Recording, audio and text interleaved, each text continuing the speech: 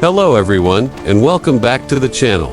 Today, we're diving deep into the fascinating history of one of the most iconic vehicles of all time, the Jeep. But did you know the Willys MB we all know and love was just one piece of a much larger puzzle? In the crucible of World War II, the U.S. military was desperate for a light gun-anywhere reconnaissance vehicle. This desperate need sparked a frenzy of innovation, leading to a whole family of Jeep-like prototypes and variants. So buckle up as we explore every Jeep-type vehicle that rumbled through World War II. Our story begins in 1940. The U.S. Army knew war was on the horizon, and it needed a replacement for its motorcycles and modified Ford Model Ts. They put out a seemingly impossible request to 135 manufacturers: design a quarter-ton four-wheel drive reconnaissance car. The list of requirements was daunting: a wheelbase under 75 inches, a height under 36 inches, a payload of 600 pounds, and it had to weigh less than 1,300 pounds. Oh, and they wanted a working prototype in just 49 days. Only two companies initially responded: the American Bantam Car Company and Willys Overland. Bantam, a small, struggling automaker from Butler, Pennsylvania, was the underdog.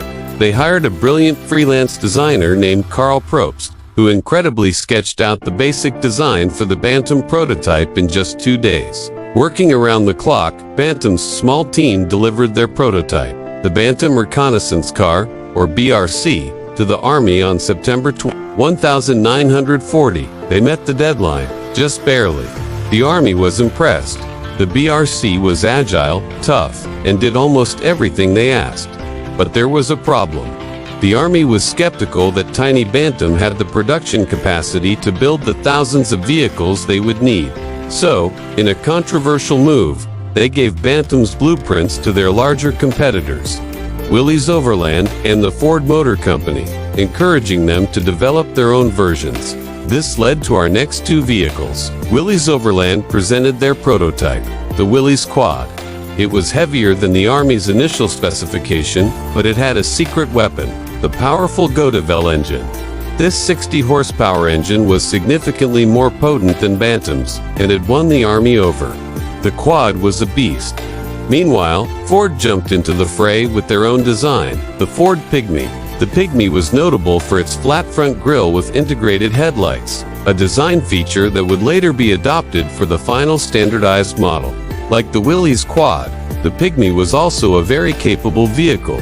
So now the Army had three promising designs: the Bantam BRC-40, an improved version of their initial prototype, the Willys MA, an evolution of the Quad, and the Ford GP, developed from the Pygmy. The Army ordered 1,500 units of each model for extensive field testing. These pre-standardized Jeeps were sent all over the world, including two Allied forces like Great Britain and the Soviet Union under the Lend-Lease program. Soldiers put them through their paces in every imaginable condition, providing invaluable feedback. The Willys MA, with its powerful WWII engine, proved to be the best performer. However, the Army loved certain features from all three designs. They decided to create a single, standardized model that would be easy to mass produce and maintain. This new vehicle would combine the best of the best. The standardized design took the powerful and reliable WWII engine and general layout.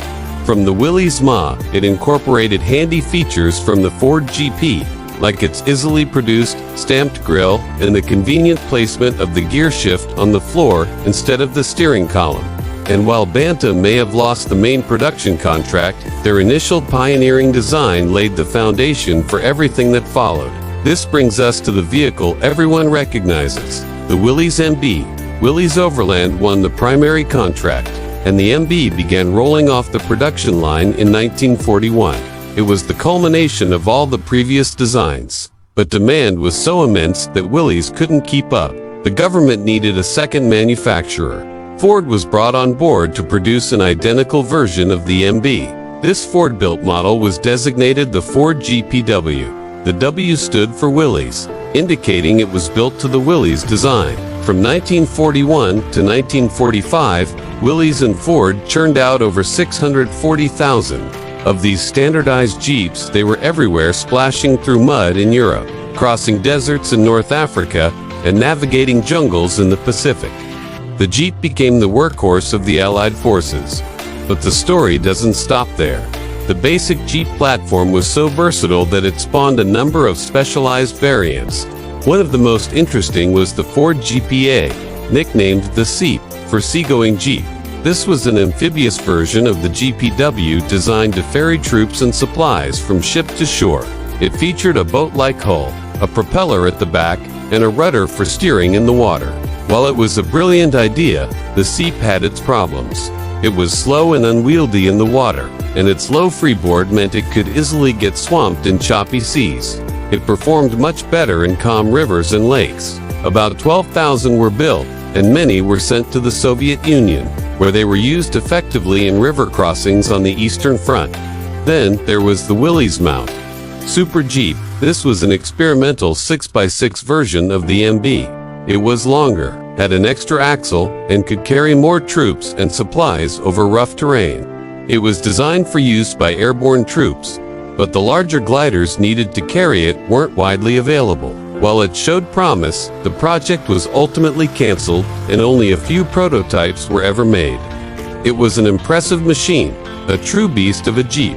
We also saw field modifications creating unique variants. One of the most famous was the Jeep ambulance.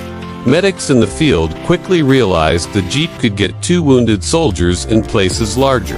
Ambulances could unreach. They modified standard Jeeps by creating litter mounts that could hold 2 to 4 stretchers above the vehicle's body. These impromptu ambulances saved countless lives on the battlefield, showcasing the Jeep's incredible adaptability. Another field expedient version was the armored Jeep.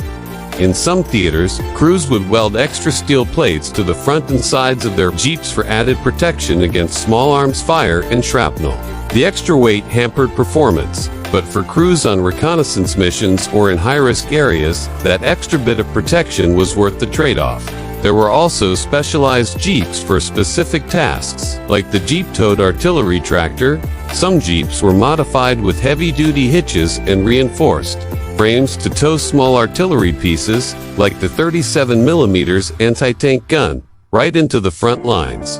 And let's not forget the rail Jeep, fitted with flanged steel wheels to run on railway tracks, used for reconnaissance and light transport along rail lines. From the initial underdog BRC to the amphibious Seep and the ubiquitous Willys MB and Ford GPW, the story of the World War II Jeep is a testament to American ingenuity and industrial might.